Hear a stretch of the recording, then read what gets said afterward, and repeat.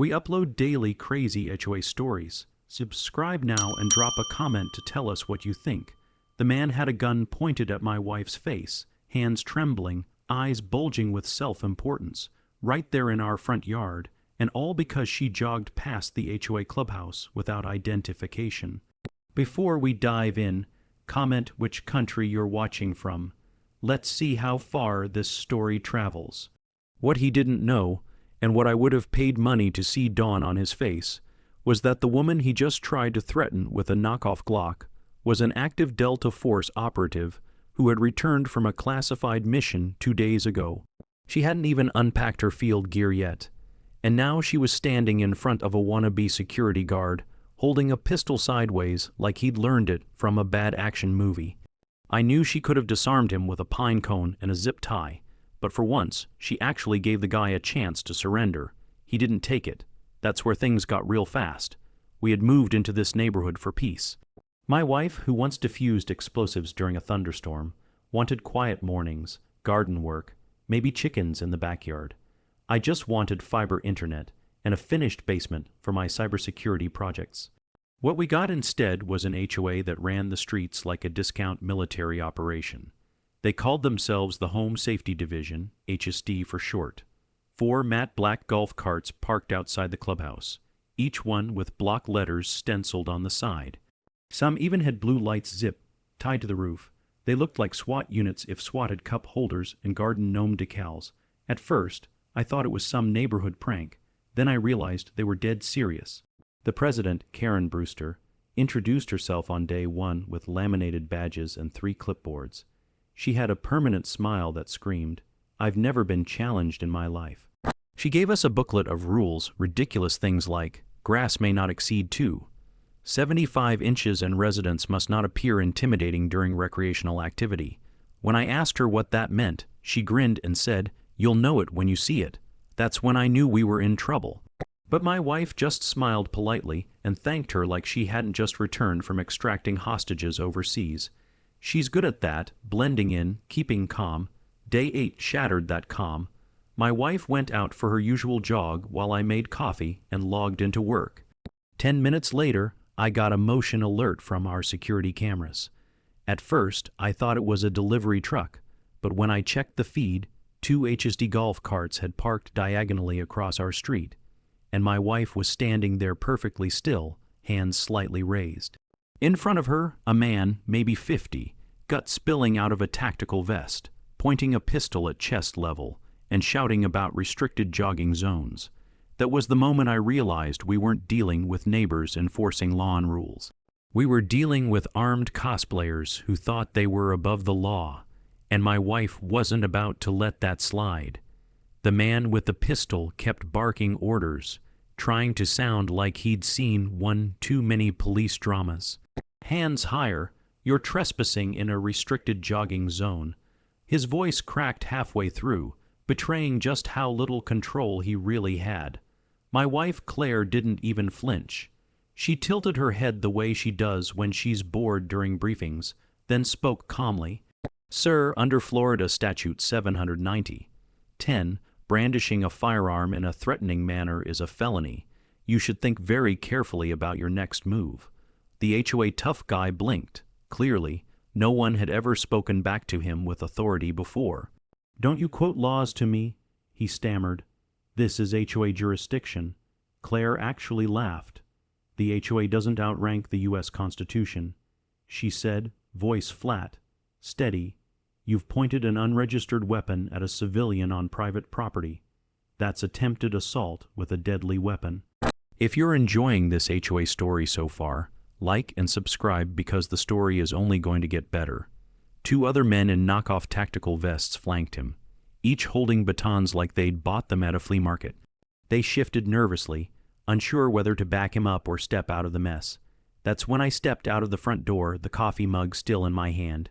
"Gentlemen," I said, "this is your last chance to walk away before things go sideways." The leader snapped toward me. "Stay out of this, sir. This is an official enforcement action under the Home Safety Division." Claire smirked. "Official?" she asked. Then in one smooth motion, she moved. I've seen her train. I've seen her take down men twice her size in less time than it takes me to blink. But watching it unfold in our front yard was something else entirely. She sidestepped, grabbed the man's wrist, twisted, and in less than a heartbeat, the gun was out of his hand and skittering across the pavement. With her free hand, she shoved him backward into one of his cronies, knocking both into the grass. The third guy, apparently braver or dumber than the rest, rushed her with his baton raised. Claire ducked, swept his legs, and pinned him to the ground with her knee pressed lightly into his back. She didn't even break a sweat. Meanwhile, the supposed leader was clutching his wrist, groaning. "You broke it." He whined. Claire crouched down, face inches from his. "No."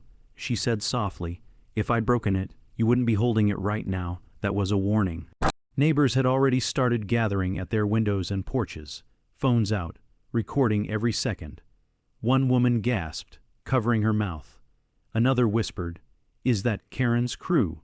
That's when Karen herself appeared, marching across the street in her signature, visor, and clipboard, shrieking, "Arrest her. She assaulted my officers. You're all witnesses."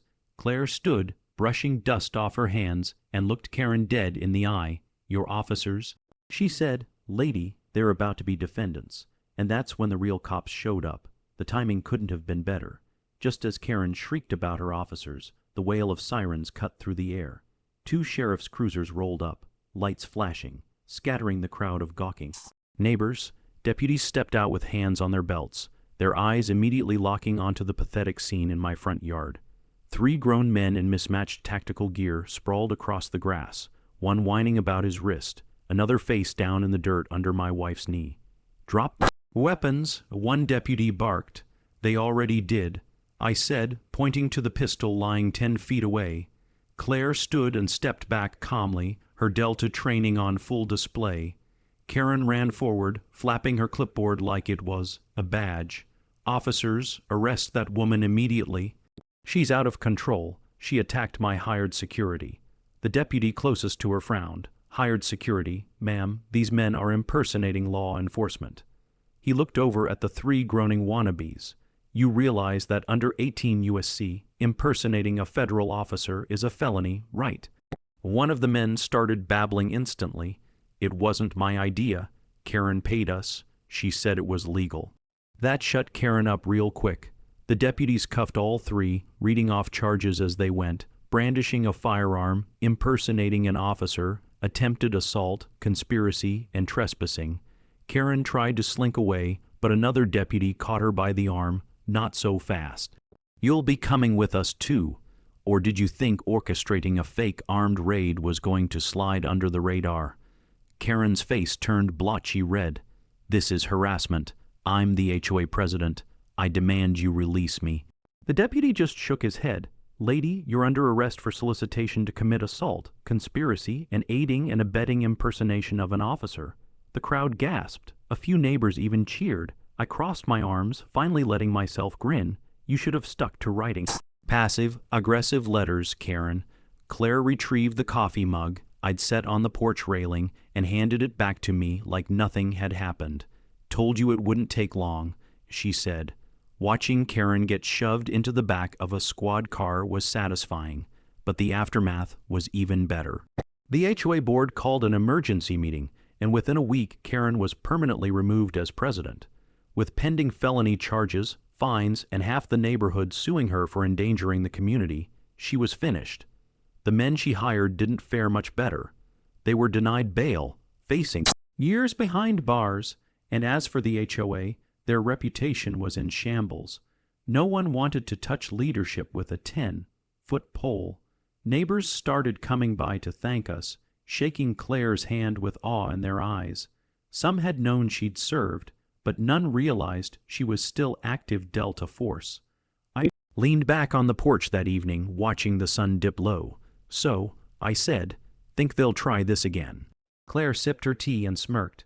"If they're stupid enough, I'll be ready." And trust me, the whole neighborhood knew after that night the HOA had finally picked the wrong family. From that day on, the HOA learned one brutal truth.